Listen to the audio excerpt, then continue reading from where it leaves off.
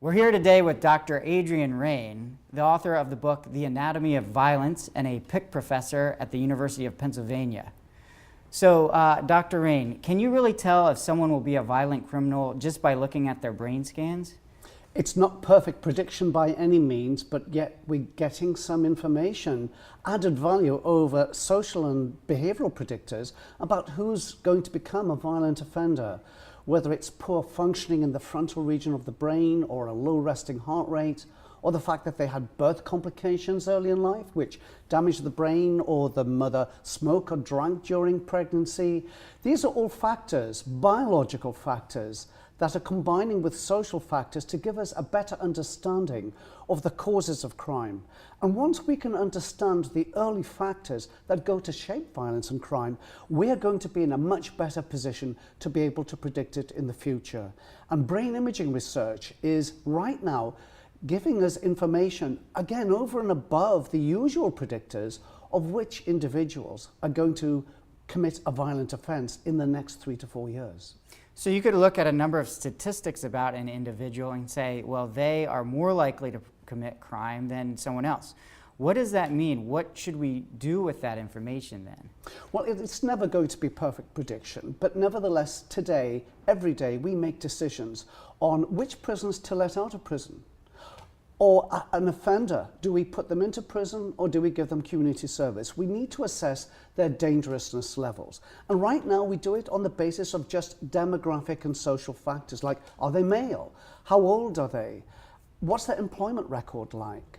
But now we're finding that individuals with a reduced volume of the amygdala, the emotion region of the brain, those individuals are going to be 4 times more likely to commit a violent act in the next 3 years. And that's taking into account their prior behavior and their demographic information. So we're getting added value in terms of prediction. And given we have to make the judgments every day, why not add in extra information if our decision making is going to be better? That's what I try and argue for in The Anatomy of Violence, a better understanding of the causes of crime, better prediction, and ultimately new intervention and prevention programs. Can anyone then be blamed for doing something wrong, or can you say, hey, it's just how his brain is now? This is a fascinating question, that if a young baby had predispositions, genetic, biological, and social, beyond their control, and yes, they grow up to become a violent criminal offender, do we lock them up and throw away the key? Do we flick the switch on that electric chair?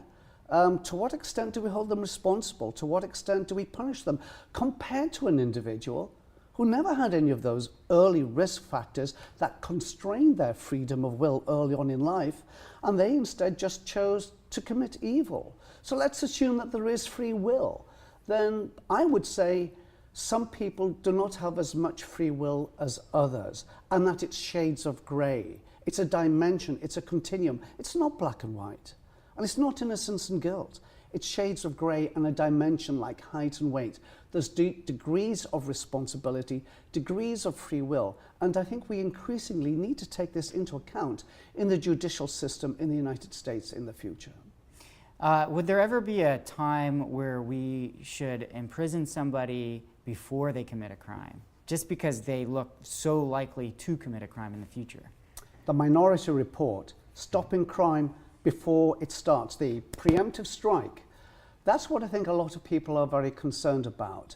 So, for example, we're talking about, let's take an individual with low resting heart rate, someone with birth complications, poor nutrition, all factors that we know predisposed to violence. And they have a brain scan that looks like a serial killer. They haven't committed a crime yet. Do we lock them up? I'm that person. I have all those risk factors. So I have a great concern in the future about the preemptive strike, about assessing everyone in society to see who's got all the boxes checked, because I would be one of the first people to be rounded up and locked up in prison on indefinite detention. That's one side of the coin.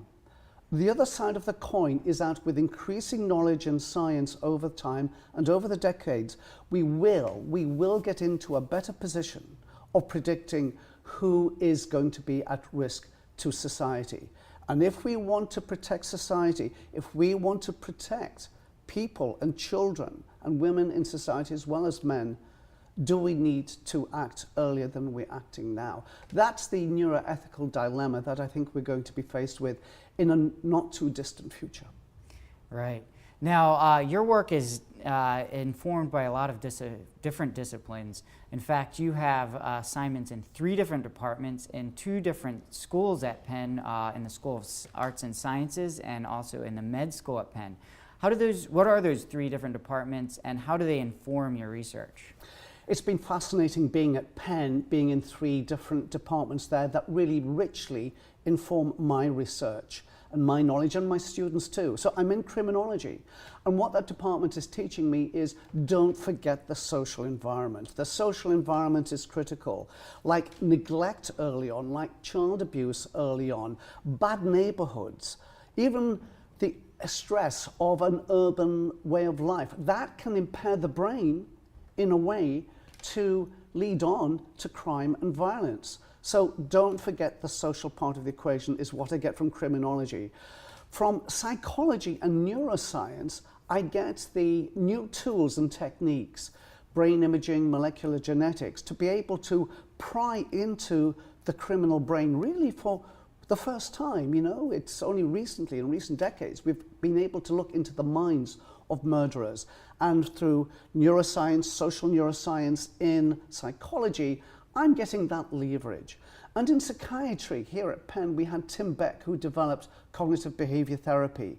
So what we've been doing recently is a study which combines cognitive behavior therapy, which has come out of psychiatry here at Penn, and put it together with a nutritional approach to improving the brain in order to reduce aggression and antisocial behavior in children. So those are the 3 different approaches that I found invaluable in being here at Penn and being a PIC professor. What is it like for you to combine all of those?